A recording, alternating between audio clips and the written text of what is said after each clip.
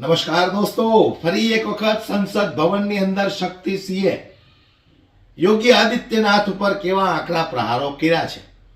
શક્તિસિંહનું કહેવું છે કે હું હિન્દુ છું, રોજ મારા કુળદેવીની પૂજા કરું છું, પણ હું એવો હિન્દુ નથી કે જે ધર્મના નામની રાજનીતિ કરું છું. વોટ માગવા માટે મારા ભગવાનનો સહારો લઉં છું, પરંતુ જે લોકોએ ભગવો ધારણ કરી અને ખુરશી મેળવવા માટે ભગવાનનો સહારો લીધો છે, એવા હિન્દુઓથી હું, એવા સાધુ સંતોથી હું દૂર રહું છું.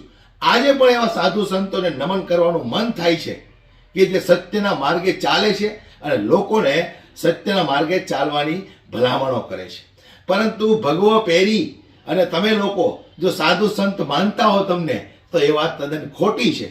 આવી વાતો કરી અને યોગી આદિત્યનાથ ઉપર શક્તિસિંહ બાપુએ ફરી એક વખત સંસદ ભવનની અંદર કેવા આકરા પ્રહાર કર્યા છે. દોસ્તો, વિડીયો હું તમને બતાવું, તમને એવું લાગશે કે ખરેખર કોંગ્રેસ પાર્ટીની અંદર અત્યારે શક્તિસિંહ ગોહિલ જે રીતે ભારતીય જનતા પાર્ટી પર આકરા પ્રહારો કરી રહ્યું છે, લગભગ કોંગ્રેસના એકેય નેતાની અંદર હવે આટલો દમ તો નથી જોવા મળતો જે રીતે શક્તિસિંહ ગોહિલે સંસદ ભવનની અંદર યોગી આદિત્યનાથને જે મીઠા ટોનો માર્યા છે. દોસ્તો, વિડીયો ખરેખર ખૂબ રસપ્રદ છે, સમય કાઢીને જુઓ તમે, ત્યાર પછી આપણે વિડીયોમાં આગળ ચર્ચા કરીએ. સૌથી પહેલા તમે આ વિડીયો પર એક નજર નાખો. मेरे कुल देवता की पूजा करता हूं, मेरी देवी मां की आराधना करता हूं, मोक्ष की प्राप्ति के लिए करता हूं, मैं मतों की राजनीति के लिए मेरे देवी देवता का उपयोग नहीं करता. दुख है इस बात का, आज भी कुछ ऐसे संत हैं जिसको देखते उसके चरणों में मस्तक झुक जाती है, पर सिर्फ भगवा पहन लेने से कोई साधु संत नहीं बन सकता. वो रावण था, ऋषि का रूप लेके सीता मैया का हरण करने गया था. उसी तरह सत्ता के हरण के लिए अगर कोई संत का, ऋषि का रूप लेता है, मुझे दर्द होता है. वो मेरे मजहब को बदनाम करता है.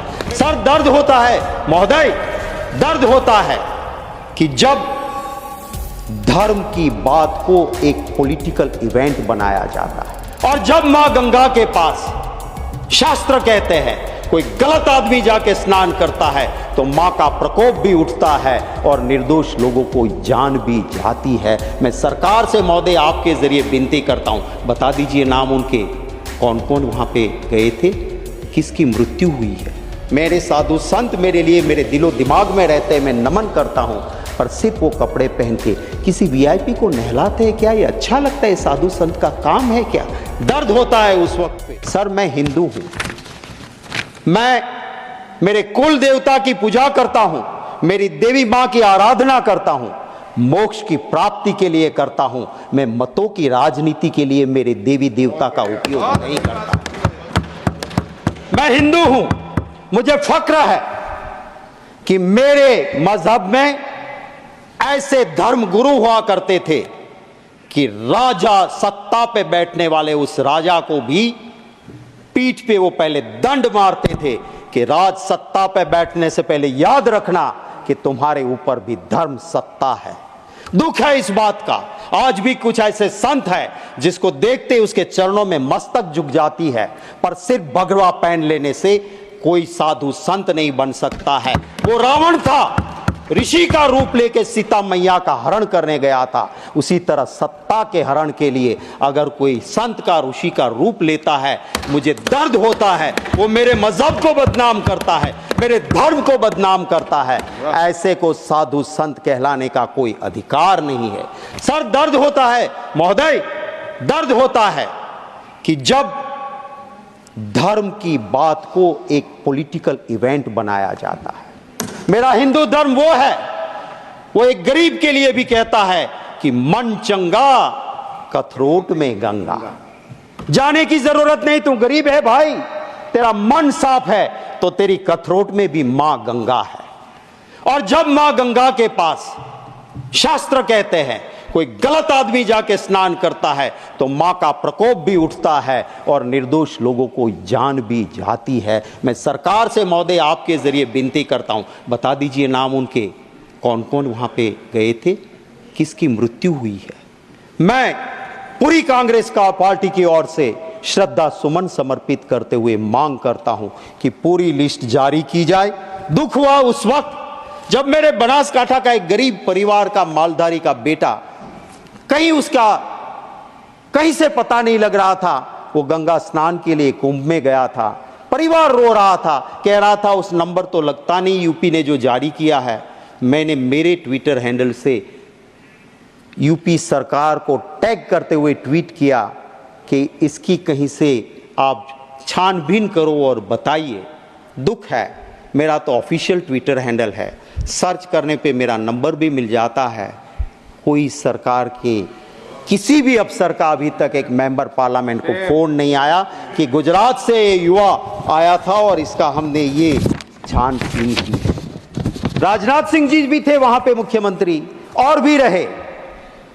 मैंने परसों ही यहां पे पूछा, कहा उन्होंने, यहां शक्ति सिंह कभी भी वीआईपी के लिए कुंभ में कोई व्यवस्था हम नहीं की थी और कभी भागदड़ दिक्कत नहीं हुई थी। क्यों आप की ऐसे?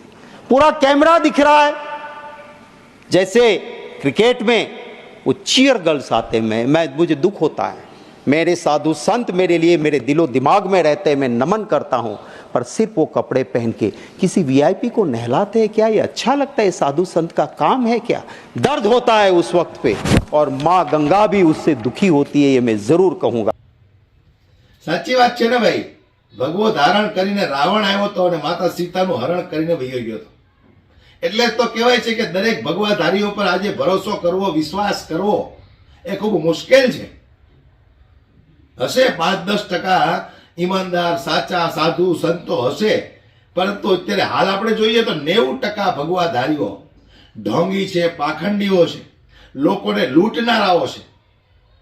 તંત્ર મંત્ર મેલી વિદ્યાથી ગમે એમ કરીને લોકોને લૂંટવા છે. અને અમુક ભગવાધારીઓ રાજનીતિ કરવા માટે સત્તામાં બેઠા છે અને લોકોને ભગવાનના નામે ડરાવી અને એમના વોટો પણ લઈ રહ્યા છે. આ તમે પણ જાણો છો. હવે એવા ભગવાધારીઓ વિચાર કરો તમે, જેની ઉપર 40 કેસો ચાલતા હોય અને પોતાને સંત કહેતા હોય, ભગવાધારીઓ કહેતા હોય, તો શરમ આવે છે આપણને લોકોને કે આપણે આવા ભગવાધારીઓને સંત કહીને બોલાવવા પડે છે. હાલ વિડીયોમાં દોસ્તો આટલું જ. આ વિડીયો બાબતે તમારું શું કહેવું છે કે જે રીતે ભગવાધારીઓ ભગવાનના નામે વોટ માગી અને રાજનીતિ કરે છે અને સત્તામાં બેઠા છે, એ ભગવાધારીઓ ખરેખર જો એમને ભગવો પહેરવો હોય તો રાજનીતિ કરવી જોઈએ કે ન કરવી જોઈએ? આ બાબતે તમારું જે કંઈ મંતવ્ય હોય દોસ્તો મને કોમેન્ટ બોક્સમાં જરૂરથી જણાવજો. ધન્યવાદ.